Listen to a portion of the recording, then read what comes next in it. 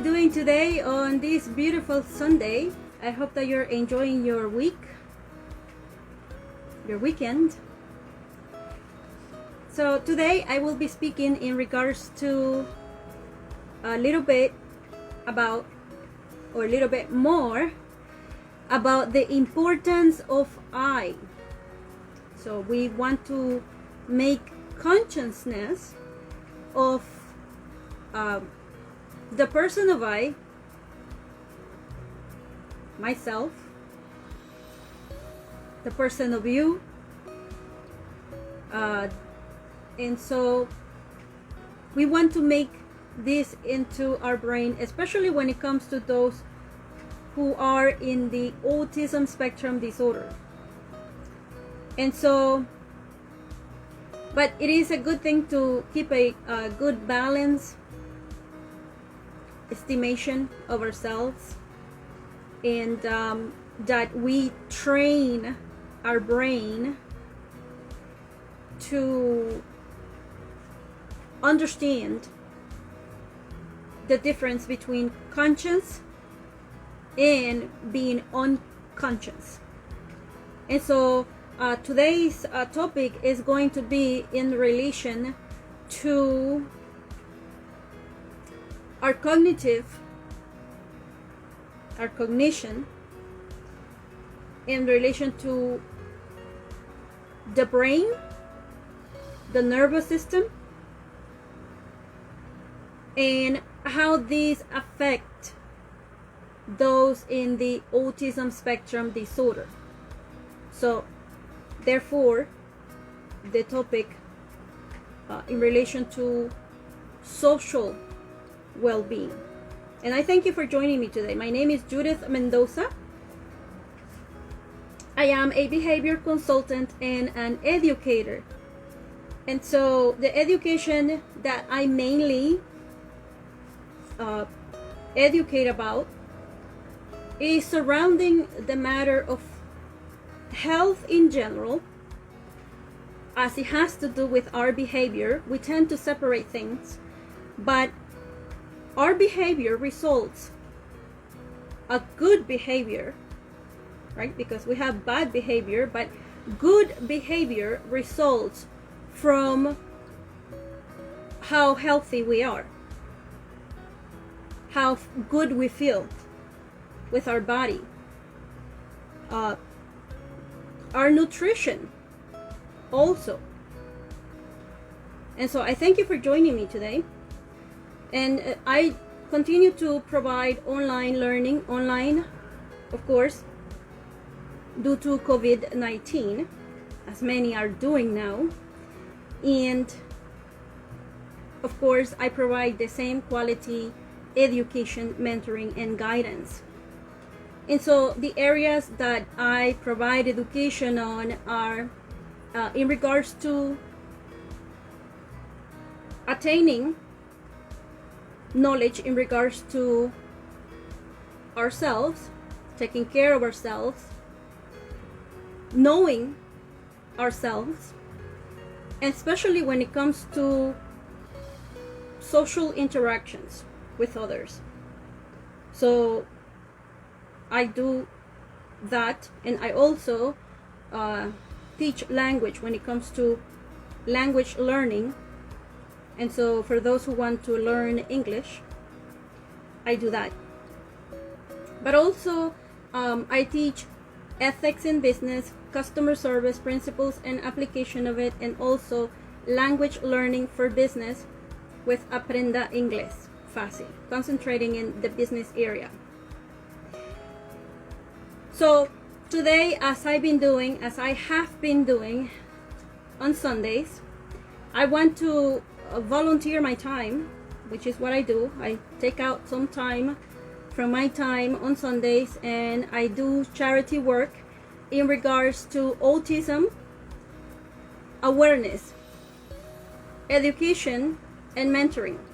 But the awareness that I bring in regards to autism is not the same as any other organization out there. I am not an organization.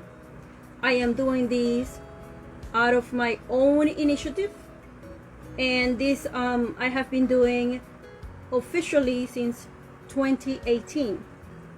And the reason for that is that I also have someone that has autism in my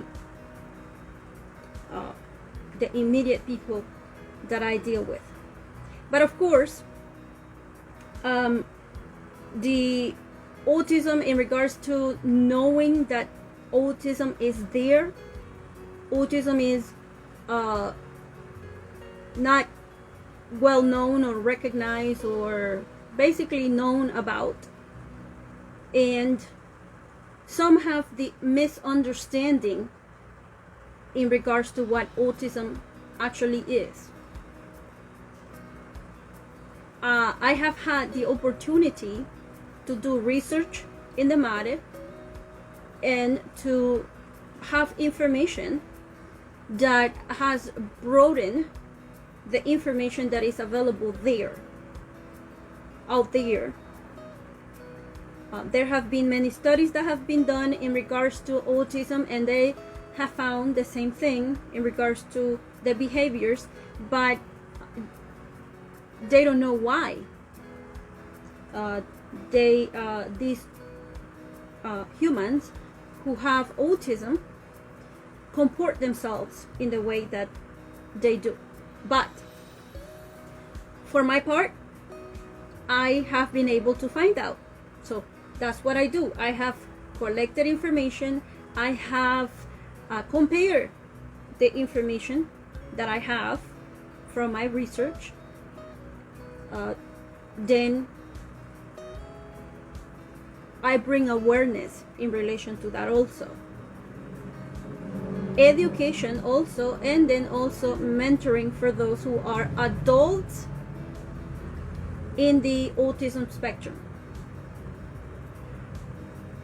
So therefore, the information that you will hear from me and the awareness doesn't only relate that to tell you that there are those with autism out there, but I will tell you what they go through, and of course how to manage with the situation. So I am volunteering my time. I am not an organization. I am doing this on my own, by myself, and if you want to make a donation, you may do so. And I do have a website, and that is insightfulinfo.square.site. Okay, so let's begin. Today's topic is relating to the importance of I, and of course this is because we want to keep in mind that the way that those who have autism learn, and this is not a secret also, it is known that those who have autism are literal thinkers. They learn in a literal way, and so this makes it difficult for them in that they can only process the information that they capture or that they hear, and of course what they hear will relate to what they have captured with their eyesight and in the way that the brain processes that information. Of course, if you think about it, and if you know how the nervous system functions, you will know that the nervous system that is attached to the optical system has much to do with how the brain is going to capture the information and then bring it to the brain. So basically, right, I wanted to speak about the matter of how the brain functions generally for us humans, how the brain functions in relation to those who have autism, how those who have autism are processing the information, and then because they are capturing the information in this way, they are being affected in the way that they function, in the way that they behave, right? And besides this, of course, there exists the stigma that is attached to having autism, because just like any other mental condition that may exist, it brings the stigma attached to it. So it does exist in those who have autism. First of all, one of the things for them, which of course it is not that it is a you will call it is not a problem, but it is a problem, right? The problem is or the problem that shouldn't be a problem but is a problem, is that we cannot tell autism on the physical appearance of the person, even though we should be able to tell, because there are some characteristics. Once you know how the person is affected, you will find out that there are some characteristics that the person exhibits, the person who has autism, singular, not plural. So we cannot tell, and just by that one factor, which is not a problem, right? Because it's not a problem, it shouldn't be a problem, but it causes problems once the human has to do with social interaction with others. That what you're seeing, the one who is not autistic, what you're seeing is not what you're seeing in the person. And so, of course, we have the conflict when you see this person behaving in a certain way, but you don't see any reason why the person should be behaving in this way. And so that is when the problem arises, of course, because we don't understand what autism is, and we don't understand it when we see it in action in the person, and the person himself or herself is unable to tell you. And so that is one of the things that, when it came to me and the personal relationship that I have with Frank, as you know, he's the human that is closely related to me, so I can observe his behavior, and through the times I have been able to tell, well, he has autism. But I have mentioned that the first thing that I observed in him was that his dissociative disorder, identity disorder. And so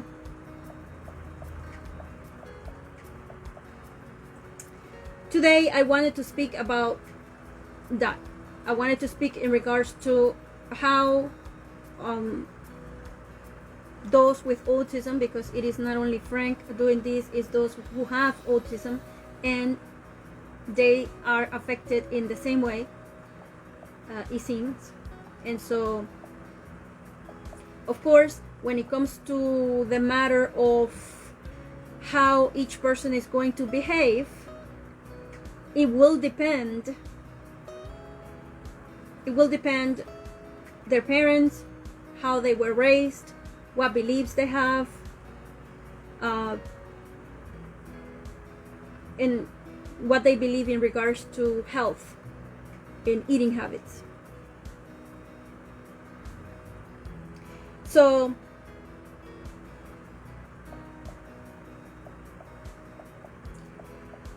I am going to speak today about consciousness, not just that, but about the brain.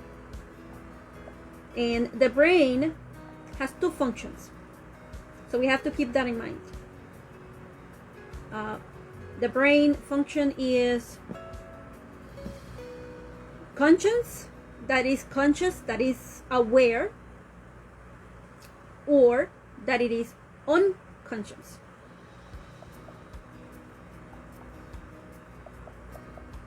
And so that is two differences that one have to keep in mind when it has to do with those with autism. Why do we have to keep it in mind? Well, it is important to note that for children, right, when you compare this consciousness and unconsciousness, for children, we can relate unconsciousness with imagination, right? So being conscious means that you are relating it to reality. So you look out there and you see the sky, and you see the sky is blue, their sun is clear, it appears that there are white clouds there, right? Because of the color of the sky in the background, it gives the clouds this white appearance. And so you can see that, and you can realize that's the truth. It's reality. You're conscious of what you're seeing. That is the mere thing that you are seeing, right? I look at the window and I see that, and that is the mere thing that you're seeing, and everyone else will see that. But unconsciousness means that one is lost in imagination, right? So imagination is good. Children do a lot of playing based on imagination, and I have been a child before. I remember when I used to play, of course my imagination was based on not completely imagination, that I lost control of myself, but I remember I used to play, we pretend, right? We pretended to, and when I say we, me and my younger sister, we pretended to play as if we were cooking, and we served the food, and we had tea, and so we had our teacups, and they are all play, right? So we have the teacups. Of course, they are very small size because they are for play, they're not real, and the plates were empty, right? So we pretended that we had this stove and we cook in it. We had the utensils for cooking, and so we pretended, we know that there's no food there, but we're pretending that we're doing this cooking, and then we put it in the plate and we serve each other, and then we have our teacups, and then we pretend that we drink from it and that we eat also from it. So the only thing that we're doing is just making it look like we're doing this thing for real, but we're playing. That is what play is about. And so, of course, those who teach these children who have autism, they also want to do something like this for these children, right? But there are factors that make the play happen. And one of the factors for play to be in the way that those who don't have autism is that you have an understanding of what it is. That's first. Understanding of matters is what will make something either that we want to do it, or that we want to enjoy it, or that we don't. So those who teach this type of behavior in those who have autism, they want to teach them in a way where a non-autistic individual, child, will find joy of doing, and of course that is up to a certain time that a non-autistic or a person who has no autism, a child who has no autism, will enjoy the playing of that, because there is a certain time when you say, well, you know, that is, I'm too grown for that, and then you pick up some other interests. So this pretending also is not, it is a game, it is a play, but it's up to a certain time for the child that doesn't have autism. For those who have autism, it will be as if they are being kind of pushed into wanting to like something that they don't understand how to do, or why they need to do it, or why it's done. So in my opinion, right, those who have autism are literal thinkers, and the person is born with autism, so the person is born learning this way. That is in relation to playing.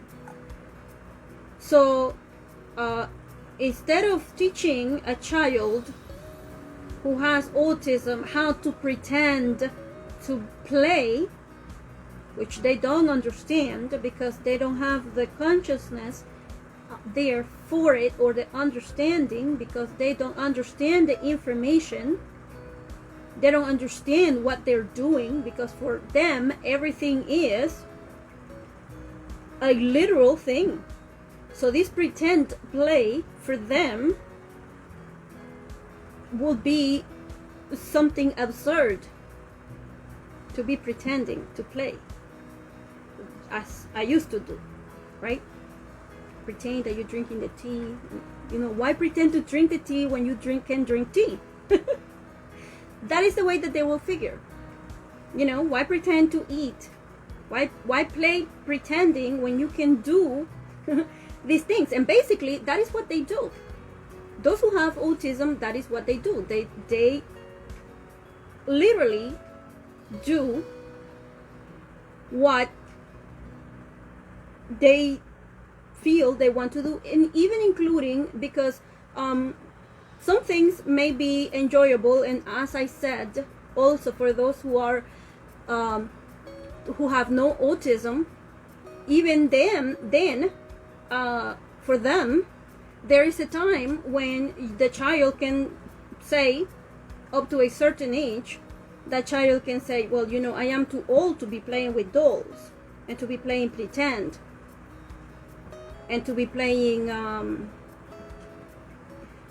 all of these things. For me, for my rearing, my dad said at a certain time that I was too old to be playing with dolls, so I stopped playing with dolls, because what I was playing, then it was, you pretend that the doll has a husband or has a boyfriend or gets pregnant and all of these. And of course my father saw that, and it wasn't something that he did not want me to be pretending to do. Much less in reality, of course. So that was my dad. And so there are some children, as I said, that for them, they say, well, these other kids are doing this, and they base this on that, on whatever they see others do, especially when they start going to school. So a child may be, depending on how the parent is rearing that child, and then that child starts school, and then that child will be, I need to change my behavior so I can fit in with others. And of course, there's where the rearing of the child will take very much importance, because then your child is out there in the world by himself or herself, and so they need to learn how to cope from an early age. It's not something that we can put until the child is older, when the child is already in the situation. So in regards to being unconscious and having consciousness,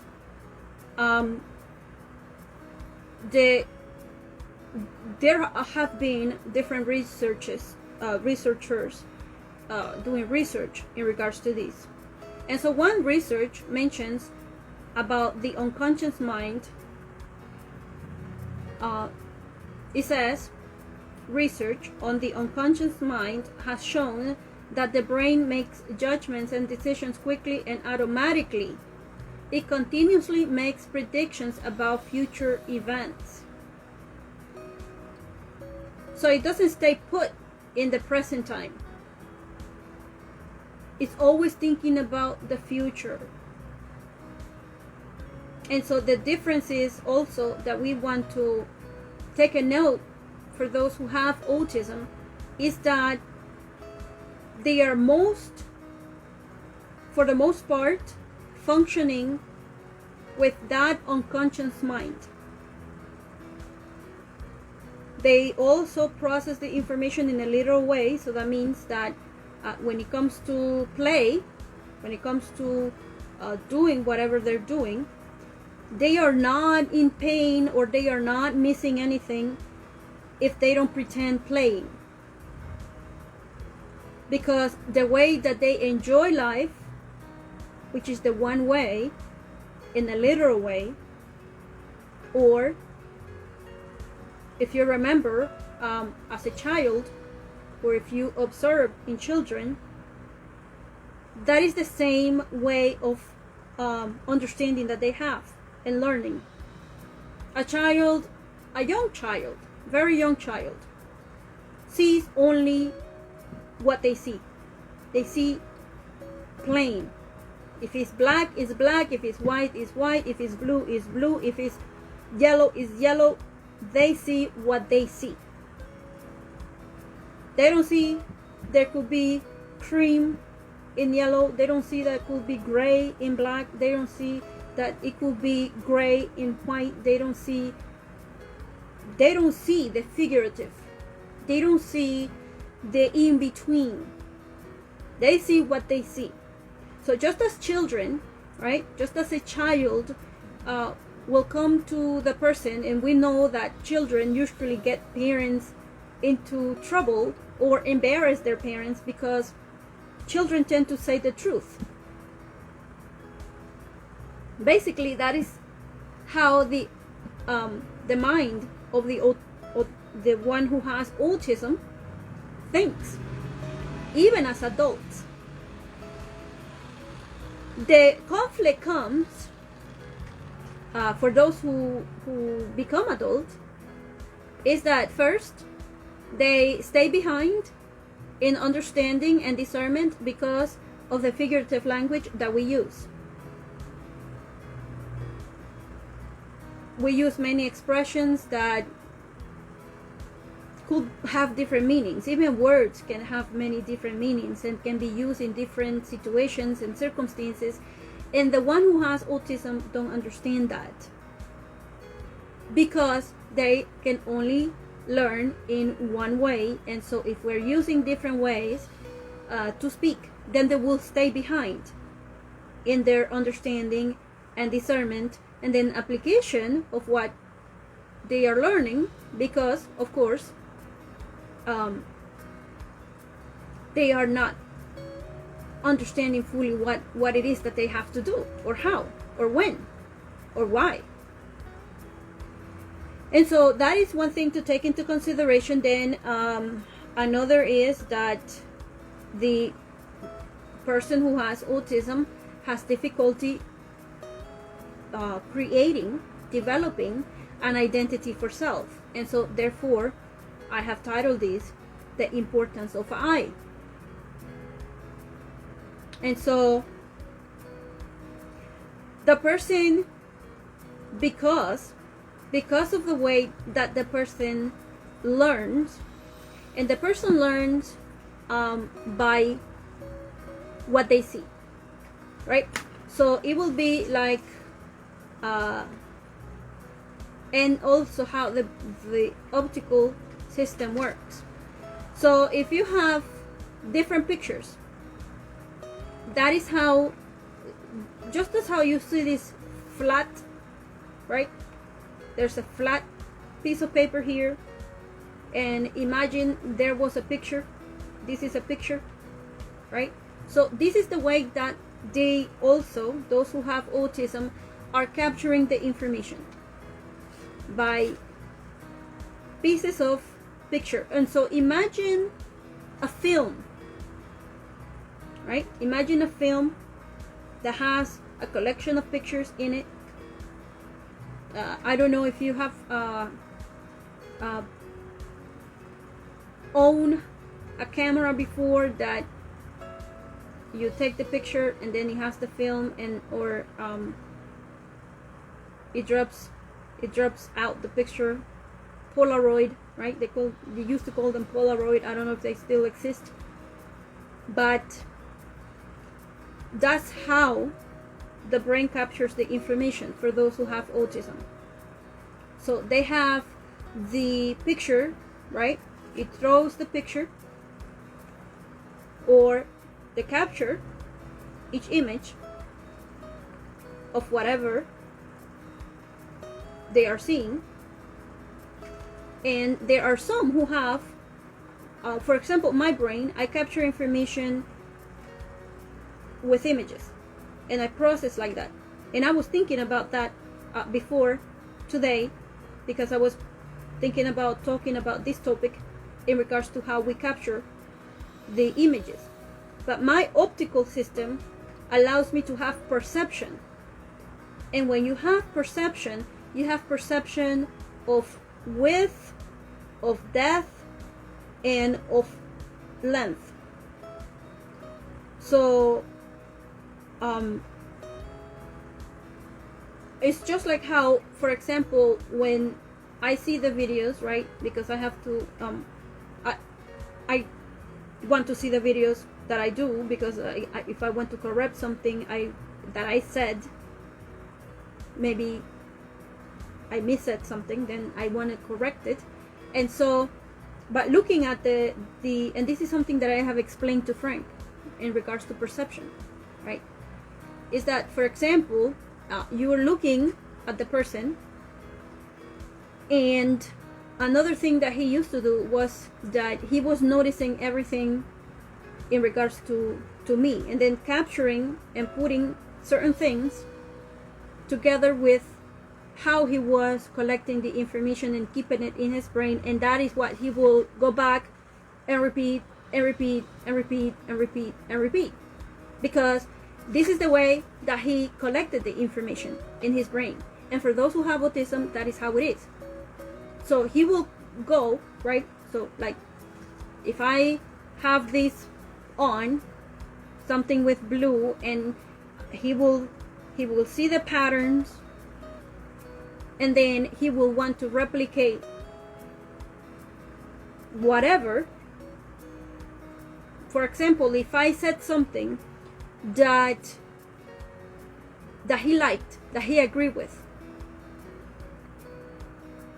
and it took that, I did the gesture. For example, I did my hand like this, and I did like my hand like this when I said something that interested him. So he will repeat that. He will repeat the gesture. And he was doing that before. I didn't know why he was repeating, because we know that is some of the things that we know that exist in the condition of autism. The person repeats. And so that is why I say it's communication. It's something that it is not understood by those who have studied autism. But we know that repetition is part of our communication. We make emphasis. And so he will do that. And I have noticed that those who have autism have that same tendency. They put a marker on something that the person said, and they will repeat it.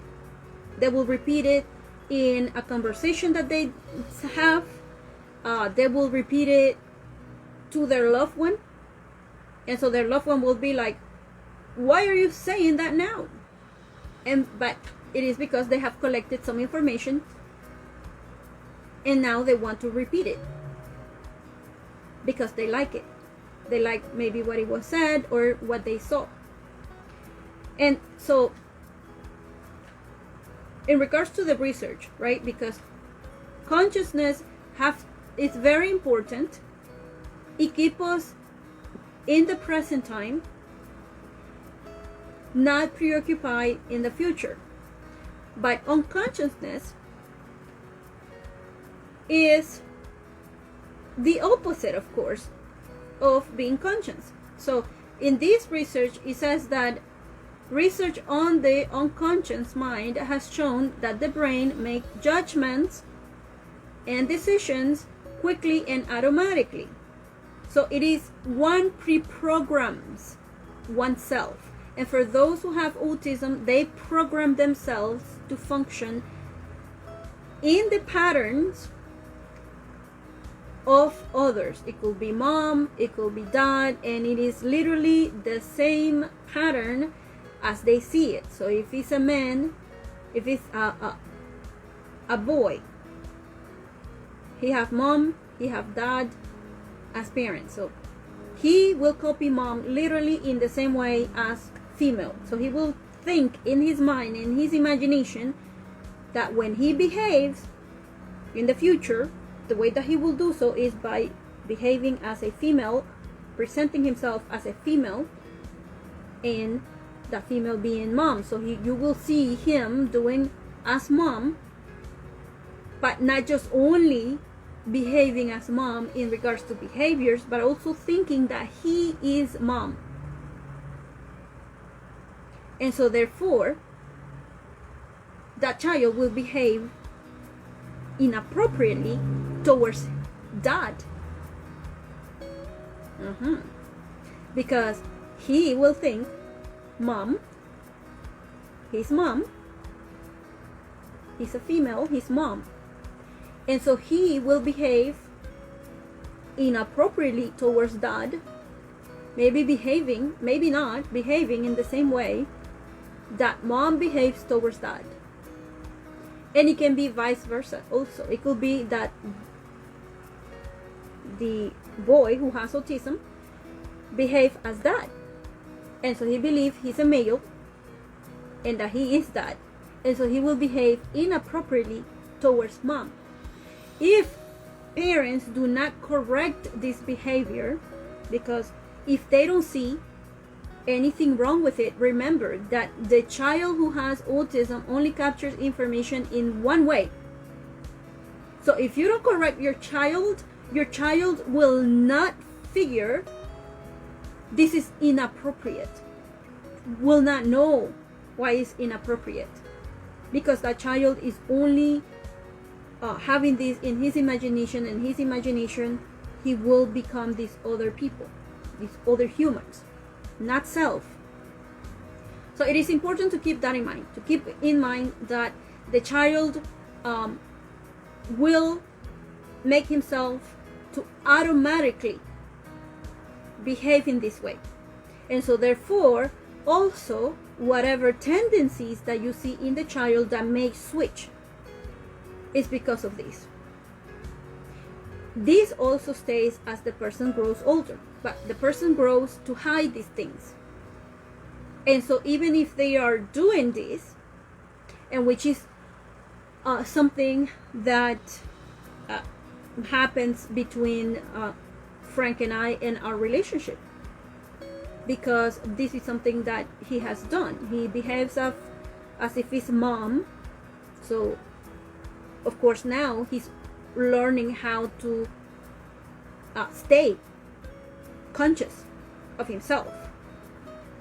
And so he has been behaving as mom. And so he behaved as mom. And he has behaving as mom since he was a younger person. And he will behave like that towards mom. So it will be like mom with mom. That's what he's thinking. But he's not thinking that mom is mom. He's thinking that he is mom. So then whatever mom behave as, Frank is going to copy that. So if mom is a yeller, Frank is going to yell back. Whatever mom was doing to Frank, he will do back to her. The same with that. He will do. Then the thing is that then he is both of them, right? Or he is also these other identities, but he's these two main identities, and then he has alternatives. So he'll behave as both of them, and then he'll behave as both of them towards mom, and he'll behave as both of them towards dad. And so then you have the conflict and the problems. And of course, Frank, right, because I'm going to talk about the person that I know, but I have observed this in others, is that he has the tendencies also that they have. And this has become automatically. So this thing that he says here, that the brain makes judgments and decisions quickly and automatically, they are based, when it comes to those who have autism, they are based on the patterns of identity that they have chosen. So they learn the pattern, and they learn how to behave like the pattern, as the pattern, without discrimination. So if the pattern that they're following is conflicted, is problematic, is toxic, is sexually immoral, is into drugs, that is what they will do. And it will be fragmented. So it will seem that at times the person is behaving in a way that is proper, and all of a sudden you see a switch, and the person is behaving inappropriately. And the person will not notice himself or herself, because as he says there, when someone is working with his or her unconscious mind, one has trained to do this and plan already to behave like that for future events. And basically they stay on that unconscious path and unconscious mind. And so now, according to the predictive mind, or the consciousness, arises only when the brain's implicit expectations fail to materialize.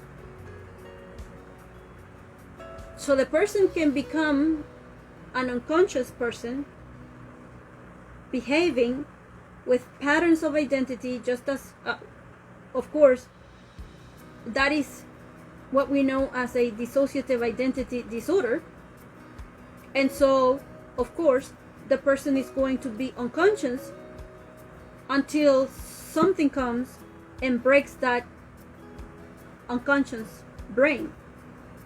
And for Frank, what has happened is that he has continuously done these things, and back then even more, right?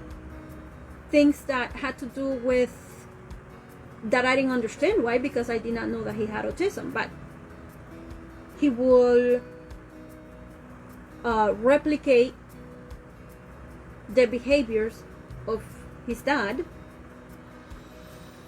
and of course some of it had to do with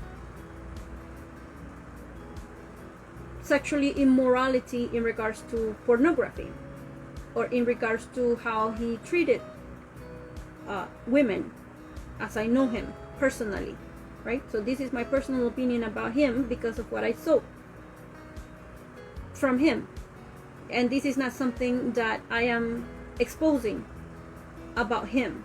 It's not a secret. When our behavior, the way that we behave, people can see it. We can say to ourselves and think to ourselves that somehow this is some secret that we're carrying on, but people can see if the type of person that we are by our behavior, right? So because some people become upset because someone said something about them, and it is like the person is talking about them, but in reality, myself, I am letting people know who I am. And so whatever people talk about me, they will be basing it on either what they know or what they don't know.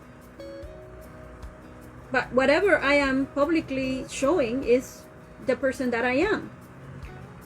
And of course, even if the person pretends, because there are some that pretend to be one thing at home, then they pretend to be another person at church, and then they're pretending to be another person at work, and then they pretend to be another person at their with their friends, right? But all of this is going to clash one day, sooner or later, and more sooner than later. And so whatever we have built on lies is just going to crumble down. And also, we can put a lot of strain in our mind and in our conscience that we all have when we behave in ways that are not appropriate or acceptable. And so what he did is that Frank, he understands information in a literal way. So from a young child, he has made for himself in his unconsciousness to function in his unconscious as this person and as this person. And so he has taken images that he replays over and over and over of characteristics from the pattern of identity. So if that did this, like that used to exercise, well, he will repeat that. And also he have markers for whatever words that he wanted to express. Of course, some of these things are things that are inappropriate for someone who wants to be in a relationship, as the situation has happened with us. That there are certain things that he has been doing, and that he's just automatically comes and he does these things without thinking. He just go ahead and he has a mark together with a word, and so he bring out whatever image he has in his mind, because it is like that. They are stored because they are literal thinkers, so they don't see the whole thing in regards to understanding the whole matter when it comes to the deeper things, when it comes to ethics, when it comes to how it's going to affect others, how it's going to affect his own reputation, thinking about deeper things, he's unable to do that. And of course, he will not be able to do that until he learns how to use language properly, which he's already speaking, but he's doing it through the patterns identity of others. And so he have to learn that whatever he says with his mouth, it is what he's saying with his mouth. And it is not mom, it is not dad, it is not brothers, it is not Judith, it is himself. Right? So now,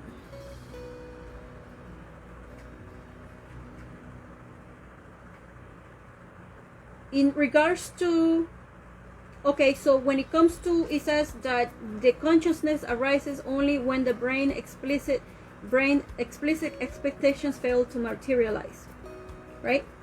So this happens for all of us. For Frank, he was since he was a child, he has been replicating this motion picture in his mind in relation to each identity, and he will replay that as a movie in his brain, right? Just like how a movie plays pictures, that is the way that the one who has autism plays back information. So it is just by whatever images they capture in the brain that it is important to him or her to remember, and so they replay this in their brain in a literal way, as if they were pictures just floating, right? And these come about also when the person wants to do something. And for example, when I used to tell Frank, okay, let's meet, and he will think in his mind. Later on, this became very visual, and I understood it, and I learned the different scenes that he will use, literally as if he's playing a movie. So he will come and he do this thing, right? And as I learn each different type of scene that he's doing, and what was happening is that he's recreating in his mind. Remember, he have markers already of the situation in time and place, and so because he has the money, he could hire the people, and he thinks in his mind that recreating the scene of how it happened, just like how it will happen when you capture it, if you have captured it in video and then you replay it exactly how the video went. And so he's not taking into consideration that time has passed, that the people that were there are not there no more, that the friendships that were there are not there no more, that the situations that were there and circumstances are not there no more. So he's recreating this thing as he has it in his mind, playing it like if in video, and recreating it exactly with the same thing and the same people, and he wants to say the same thing based on the identities that he used when he talked to me, the time that he talked to me back then. So he's stuck in his own mind, right? He's stuck in that, as if he's in a movie, replaying the same scenes, as if time did not pass, as if it is the same.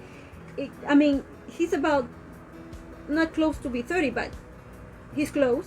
And so he's thinking about when he was 20 years old and he talked to me, and he will replay this thing, the same thing again, as he captured it, and he remembers it that way, and he keeps remembering that way, as if in a motion picture. That is the way that also young children think. So then, how do we do? Well, the person has to be taught that yes, we can capture the information in pictures, But we have to be conscious of self, and in order for us to be conscious of self, right, it isn't that we're going to fail every time. That, for example, when we used to meet together, and then he will do these scenes that I will capture them, that this is a scene that he's replicating from what happened before, and he wants to say exactly the same thing, and he wants exactly, because he wants the same outcome. So he's looking for the same outcome, right? But sometimes whatever outcome happened back then it didn't have to do with whomever was around. It didn't have to do with whatever time it was, and whoever was around, and whomever I was talking to, or whomever he was talking to. It had to do with what we did, or how we spoke to one another. But he's relying on the surroundings in order for something for the future, for the present to happen. And of course, if he was, and because he was replicating these identities of others back then he's replicating again. He's bringing these motion pictures that are live, that are real, that are not a movie, even though he may be imagining in his mind that he's just bringing these things and that are not harmful. They are harmful, because whatever these identity patterns that he's doing, if they're violent, and he reflected onto me. And so whomever is with him, he was reflecting that onto me. He will send people to behave towards me as mom, as dad, and however they behave towards one another, which is the same thing that Frank used to do as a child. Behave as mom, and he will behave as mom towards mom. He will behave as mom towards dad. He will behave as dad towards mom. He will behave as dad. And so he will then, if they have these toxic personalities and things that are inappropriate, because parents are imperfect, and of course they sometimes do these things, then that's what Frank will also, that is the repetition that he will do. Repeat, repeat, repeat. And so these motion pictures become real because he doesn't know how to pretend. So he makes this real towards me. So he behaves real with real problematic and conflicted behaviors towards me. And then when it came to the relationship that is supposed to be between me and him, because he is not himself, I am myself, I can control myself. So if I say I am not going to watch this, I am not going to watch it, because I control my eyes. I control myself. I can say no to myself and don't do it. So I am not unconscious, and so all of a sudden I'm like looking at this, and then I realize I was looking at it, and I don't know that I was looking at it, because in my mind I am someone else. And that's what happens to him. That he is constantly on this, and now it's less, because someone has to bring you back to reality. And of course I have been helping him with that. And when it comes to, of course, the relationship that should exist between us, it can't, because if he's watching things that are inappropriate or doing things that are inappropriate that have nothing to do with having a relationship, because when you have a relationship, then one must commit to have loyalties for each other. That doesn't involve other people, doesn't involve other women.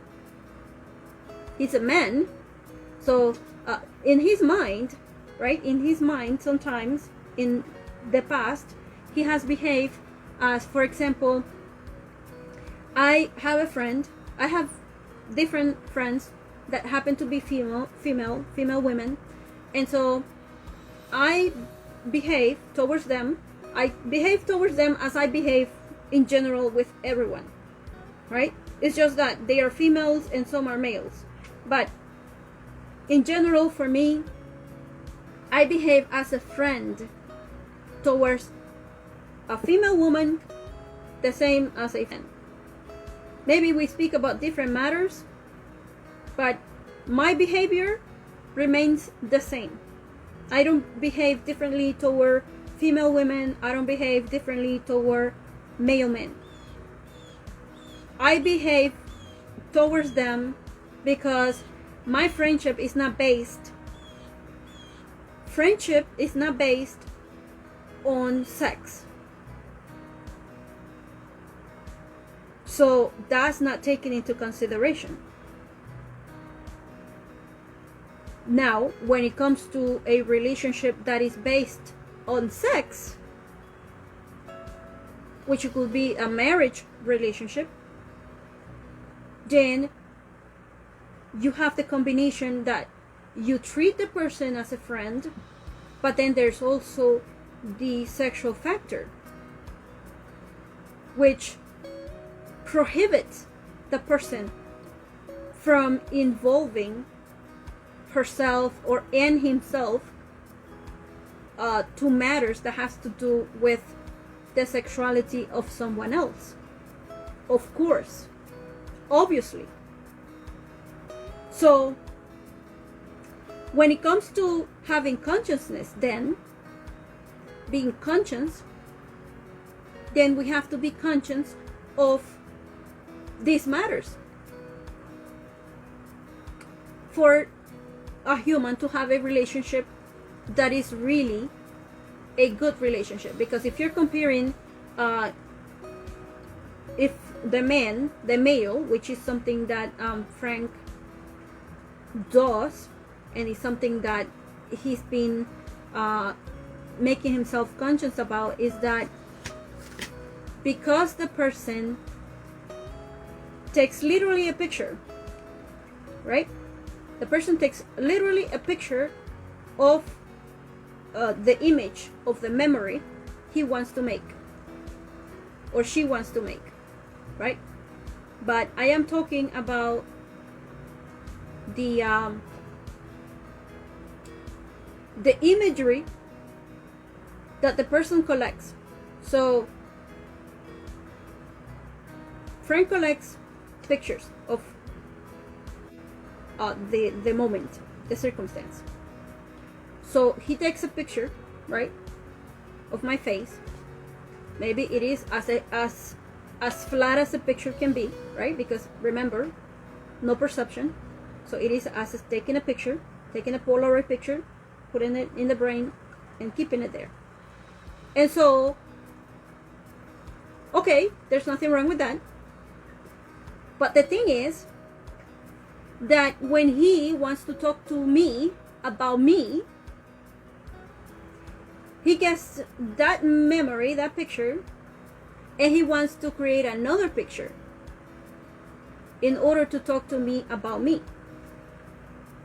And so he has this image in his brain, but he wants to reproduce it in order for him to speak about me. And so what that does is that he finds women that look like me, that has my features,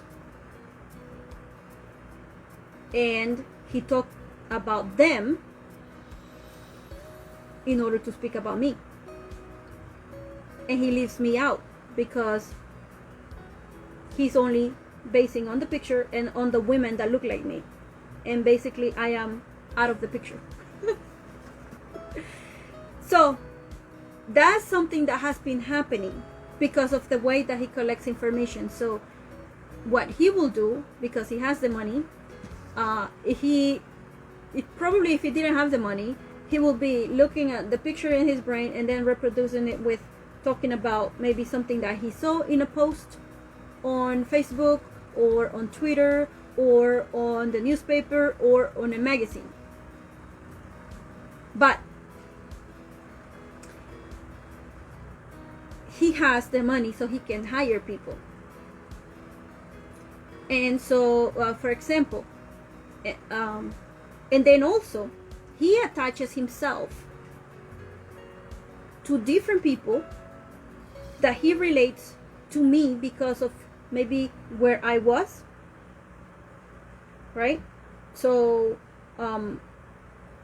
if I am surrounded by someone and I am there and I visited there and somehow he was there but I didn't notice him because he was wearing a disguise or whatever, then what he will do is he have the mental picture of what happened, he captures that, and he has the mental picture of whoever was there, and he attaches himself to them. And so therefore you will see him do certain things, such as the account that he has on Twitter under Anthony Vincent. Anthony is the son of a woman who's blonde as my hair blonde. She kind of has some of my features because, you know, we humans look somewhat like other humans, and so she already has the blonde hair, and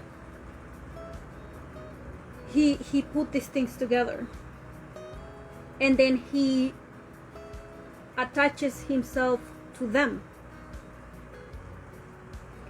So whenever he does whatever that he wants to call my attention, he attaches himself to them somehow by whatever situation that he causes and circumstance. So the only thing that happens, of course, is that he's interacting with them. And the only thing that that has to do with me, which he's attached to them, but the only thing that has to do with me is that he's thinking about me being around. But in the same situation as the other, I don't exist. Or that is the way that he make it happen. So then he's doing this attachment to someone else, or he's doing this mental picture, comparing it with a literal woman in order for him to talk to me. So because he doesn't know how to make the connection, and it's not that he doesn't know how, it's that because he wants to duplicate the picture that he's putting in his brain, and he wants to replicate it by making a duplicate of this picture of me, not counting me. So because that is what he's been doing, he replicated these patterns of identity, and that is the only way that he knows how to do things. Replicating identities. And so when he comes to me, he wanted to, back then again, because now he's working on this, and of course it is difficult. There are consequences that are going to still come about due to his behavior, because of course he's not suffering, right? We make ourselves suffer. Yes, he does have limitations, but I am not going to say, Frank, it is okay for you to do this, it is okay for you to do that, because that is not healthy for him. When I saw him in a dress, I look at him, but I didn't say to him, hey, look, you know, it's okay for you to be like that man and that woman that are in the movie, and the woman and the man started to wear the woman dresses, and please, that's ridiculous. That is unhealthy. Why would I tell him to do something that I know that is going to cause him more harm? And so far, he's been doing better. He's been having consciousness. He's been building consciousness. And he's going to learn, right? Because he has been doing this for years. This duplication thing, and this is what he does. He has the images and he duplicates them, and he wants to duplicate them live, because that is the only way that the brain knows how to do. So we control our brains. I control my brain. I control what I say with my mouth. I have to hear myself speaking. I control what I can see with my eyes. I control my body. Now, of course, that our vision, our hearing, our senses are controlled by our nervous system. Self-care has to do with that. Frank has been taking his vitamins. Hopefully, he has continued to take his vitamins. We need vitamins. The food that we eat is not enough. And if we're not eating properly, it's not enough. We have to take them. And I have mentioned them. Complex B, D3, omega-3, vitamin E, vitamin C, and magnesium at night. Very simple. Very simple. Taking these will help us to have a better nervous system. And what will happen with that is that as our brain has better function, because it has the necessary ingredients that it needs for it to function better. It is not that we're curing anything. We're putting what the body needs in it for it to function. So then, as Frank continues to build that consciousness, he is going to start using his brain better. The brain is going to be making better connections. The neurons in his brain are going to have better replication, because at the moment what he's doing is in order, and the way that he has learned how to speak, and that happens for other humans who have autism also, is that he takes the image and he wants to literally make a replication of it by having something that is close to what he knows the image is. So he wants to speak about this, and his brain, in his brain, he has made himself do this, because we control our brains, and so he has to make himself or train himself for his brain to organize the images and for the images to be attached to the person that they need to be attached. So if it's in his brain, he's looking for an image of my face, then that he relates it to me, not to someone that looks like me, as he was doing before. And he has understood this now. Also, what the person who has autism tends to do in regards to this replication of images, they like to reflect it onto themselves. So they seek for the image and they want to reflect it onto self, meaning that self is going to make himself look like the image that they're looking for inside of their brain. And so therefore, that is when you see the different combination of clothing that represents an identity, because they are looking for that image that look like the image that they have in their mind for whatever reason.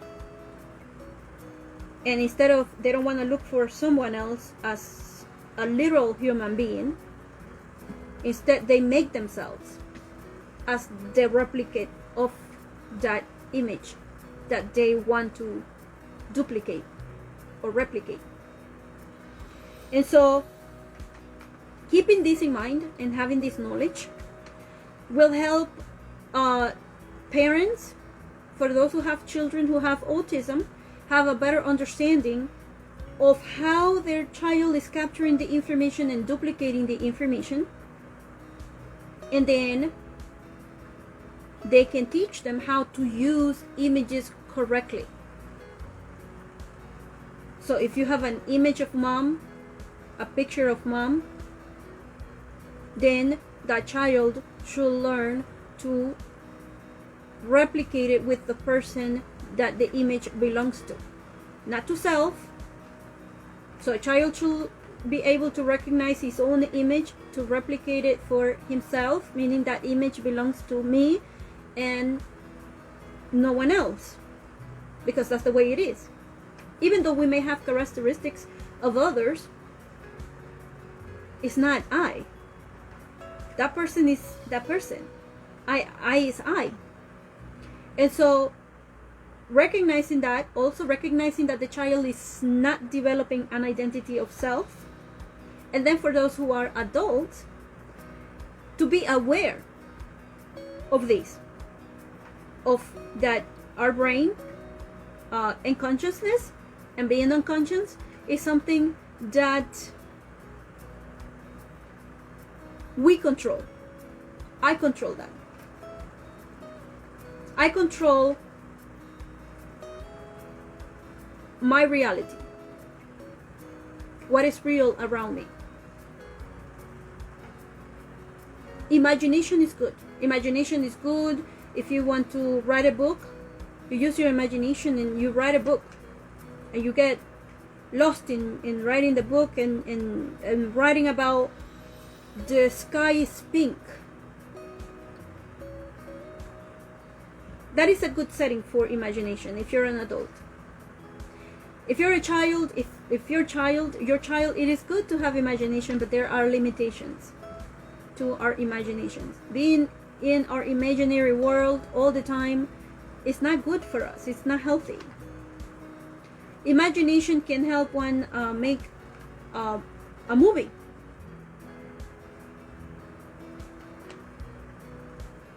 And so putting those thoughts about imagining, making a movie, making a drama that is played on the stage for that time. But of course, you don't stay in that imaginary world, because it can be very the world can be very harsh. And I brought the in the beginning of my presentation, I brought the topic in regards to autism is not visible. Autism is inside the brain, and it has to do with how that brain grew inside of the belly once it was being formed. And then after the brain was, after, not the brain, because we're just not brains out there walking, right? Even though we are. But we are an entire human. So if we don't take care of ourselves, parents don't take care of the deficiencies of their child, then of course a child that is born with deficiencies already, it's going to go through more deficiencies that is going to lead to have more illnesses.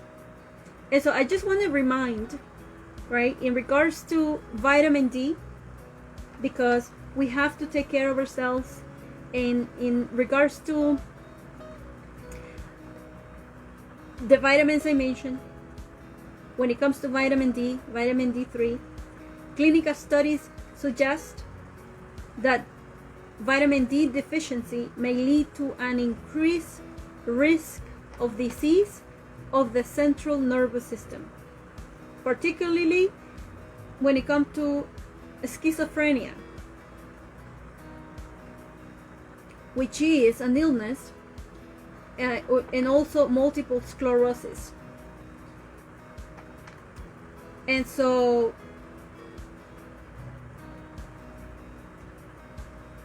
some of us may be prone to these diseases because we were exposed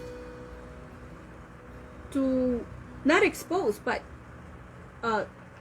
we didn't have adequate amounts of this vitamin in during pregnancy of our mothers. And so vitamin D is very crucial throughout our life. And then also when it comes to the nervous system that stems from our brain, right?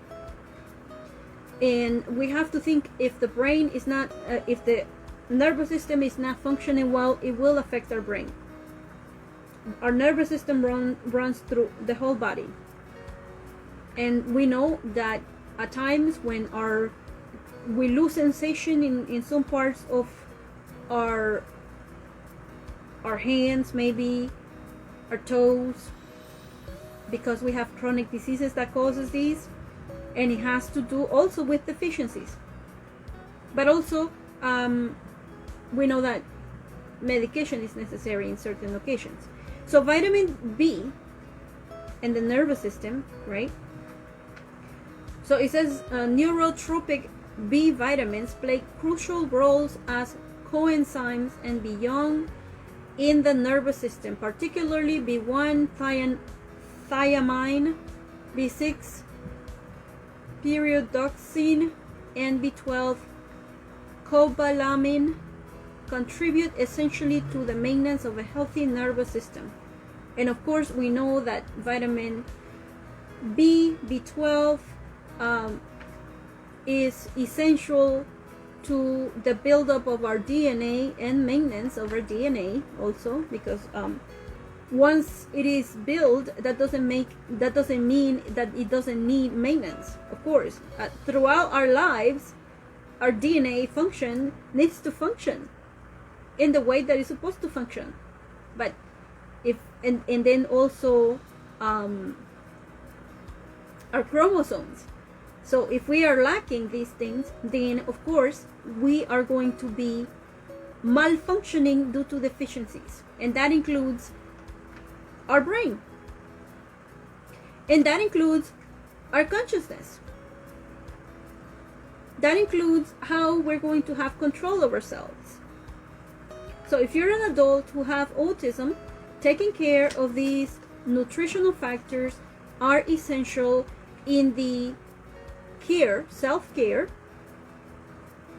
and also in how your brain is going to function and capture information, in how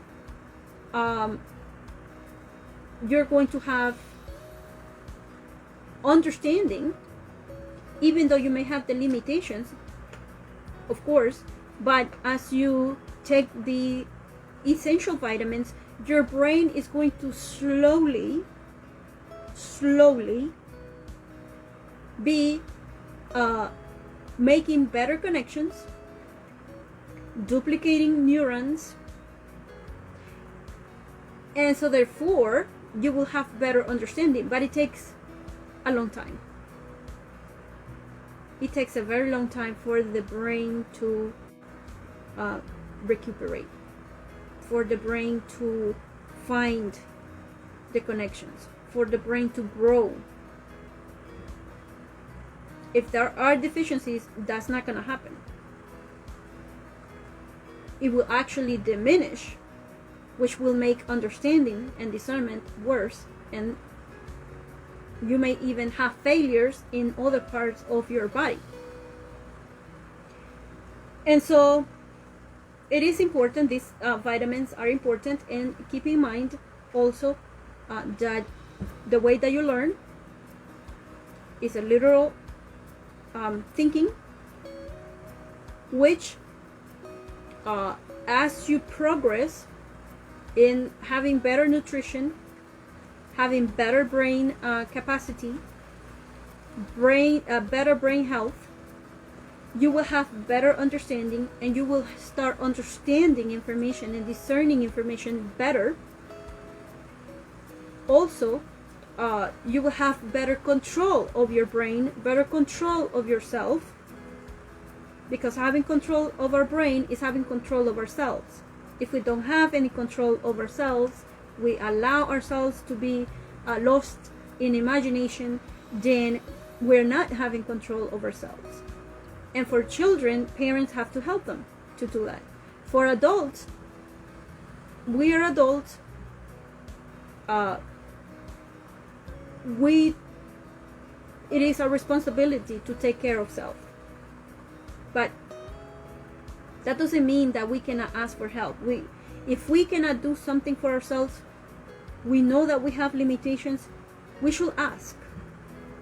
You cannot say it aloud, write it down for someone to help you in your family, your friend.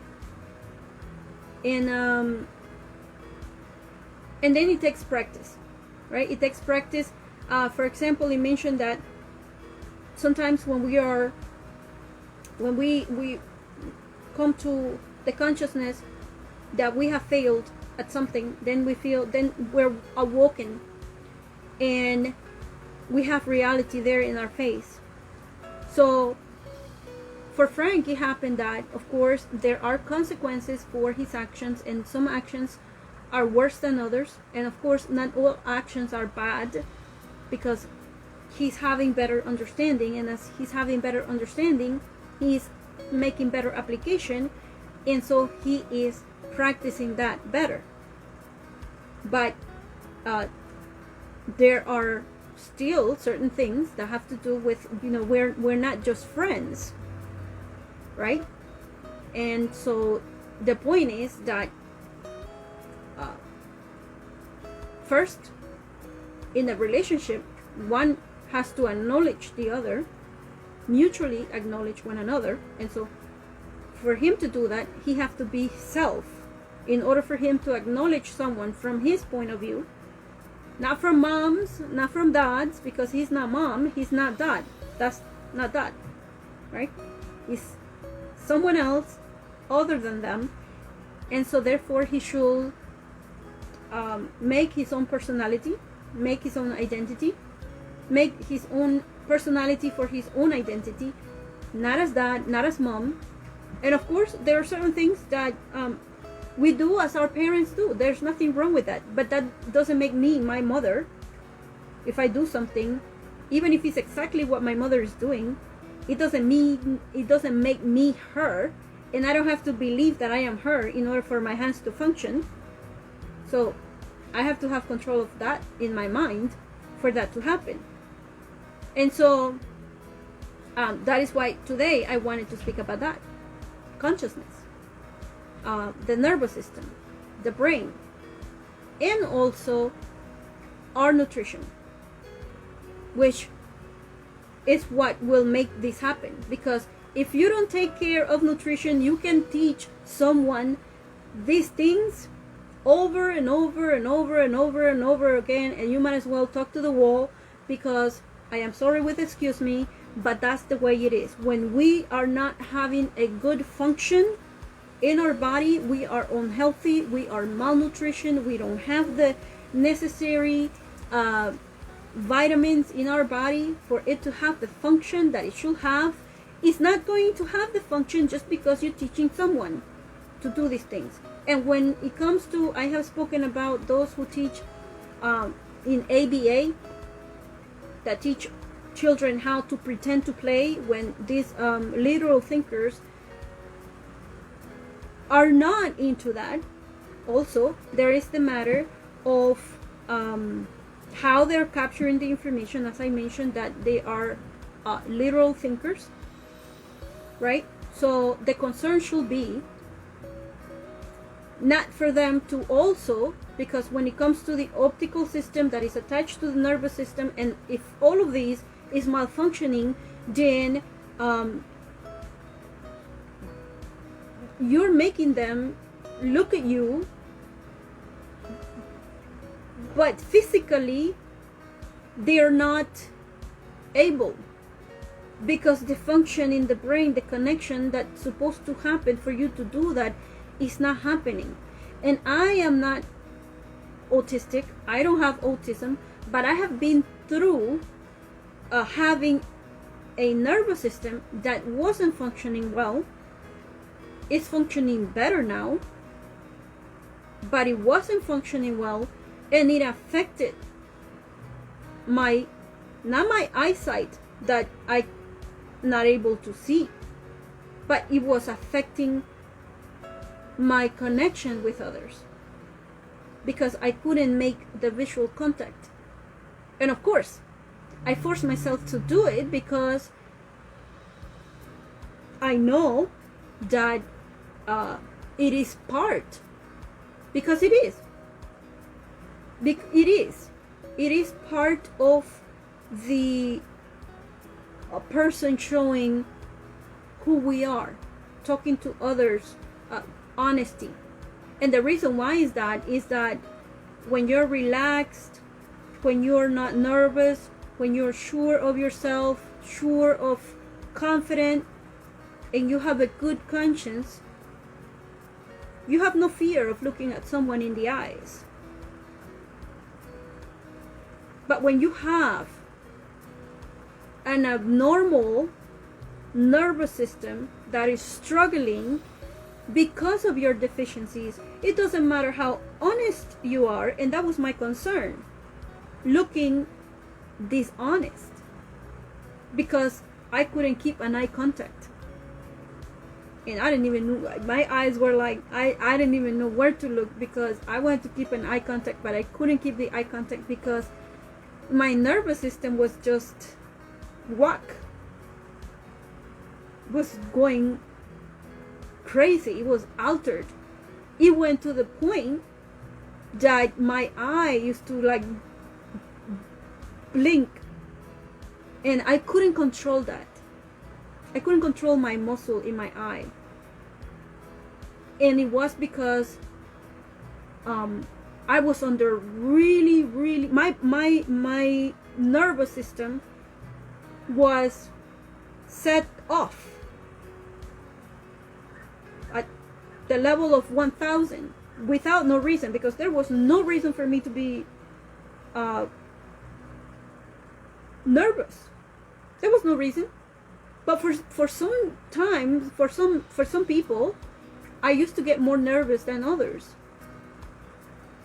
And I will have that, my nervousness went to the point that my eye was blinking. And of course, around that time in 2015, also I was diagnosed as diabetic. And that led me to seek natural care for myself, because I believe I have always believed in the concept that our body can heal itself. But of course, you have to be eating properly in order for you to do that. And then even I have found out in my research that even if you eat properly, you will have to eat really big, huge amounts of food every day in order to for one to get the amount of vitamins that we need in the body. So then I found out I have to intake this. And these vitamins that I'm telling you, the B complex, the vitamin D3, the E, the omega-3, the C, and the magnesium at night is what helped my nervous system to have the nutrition that it needed for it to function. Food is not just for us to be satisfied from our hunger. No. Food has the stuff that our body needs for it to function, for it to repair, for we to have our systems balanced. So if you're an adult who have autism, make sure that you take care of these things. Make sure that you're taking at least the vitamins that I am telling you about. Ask your doctor to explain to you about the benefits of these. And or you can do your research online. For example, Mayo Clinic have great information in regards to the benefits of these vitamins that I am mentioning to you. And also WebMD. All of these are based, CDC, all of these are based on doctors' information and recommendations. So that is what I wanted to speak today about. Next week, next Sunday, I will continue explaining in regards to autism and the nervous system and the brain, because it is important that we understand our brain function, our body function, our nervous system function, and then also identifying ways to make communication better by understanding what autism is, what autism is not, and the type of teaching that we should be making for those who have autism in order for them to learn the information, right? And so I thank you for joining me today. I hope you continue to have a beautiful Sunday today and enjoy the rest of your week ahead. And so my name is Judith Mendoza. I am a behavior consultant and educator, and today's topic has to do with bringing autism awareness, not just in the matter of that you know that there are out there those with autism, but that you know and understand what autism is. And so therefore the education is relating to that, and also is as mentoring, so that you can feel more confident in regards to yourself. And of course, when it comes to mental health and our taking medications, take into consideration that if you're taking medications and you're going to take the vitamins that I have mentioned, look up the information I have mentioned, Mayo Clinic, CDC, WebMD, for you to find the information in regards to knowing how it can benefit yourself, benefit your body. But then if you're taking medications, then ask your doctor to give you advice in regards to taking these vitamins, and in regards to how it's going to affect you if you take these vitamins in combination with your medication. But usually if you're taking medications for mental health, it should just make you feel better, not worse, because it is something that the body needs. Now, in regards to your child, if you want to know, you're not sure that your child needs help, especially in this time of COVID-19, in regards to mental health, some of the things that you can look for that experts recommend is that you check out for changes in sleeping habits. Are they having nightmares? Changes in eating habits. In school also, we have a change of the school system, but school is the school. It can be online, yes, but it is the school. It is also a way to protect self. So parents have decided not to take their kids to the physical location for school. So everyone makes their choice in regards to how they want to protect themselves.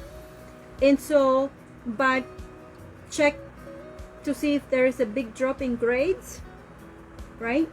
Because we want the kids to understand that parents, of course, want to teach their children in regards to why they're making the decisions that they have made in regards to protecting themselves, protecting their family. And what I have seen is that children have the capacity to understand and know that these things are necessary, or certain measures are necessary as a means of protection. And so are they refusing to go to school? Are they stopping normal social activities? Are they being more disobedient or more aggressive than usual? Right? Are they threatening to hurt themselves or others? Are they stealing or damaging other people's belongings? Sometimes this type of behavior can mean that they are going through mental difficulties, and so affecting their mental health and behaviors. I have mentioned that if they are having trouble sleeping or nightmares, changes in eating habits also, trouble handling problems? Do they have more anxiety or sadness? Do they have more frequent bursts of anger? And do they have strange feelings of actions? Do they have thoughts of death? So experts say that, you know, if you feel, if you see, if you notice, if you observe this in your child, or in anyone in your family, that you find help for your loved one. And the source of this information is the American Academy of Child and Adolescent Psychiatry and the National Institute of Mental Health. So take note of these things. All right, so I thank you for joining me today, and next Sunday I will continue in the subject of social well-being and the importance of I. Thank you for joining me today.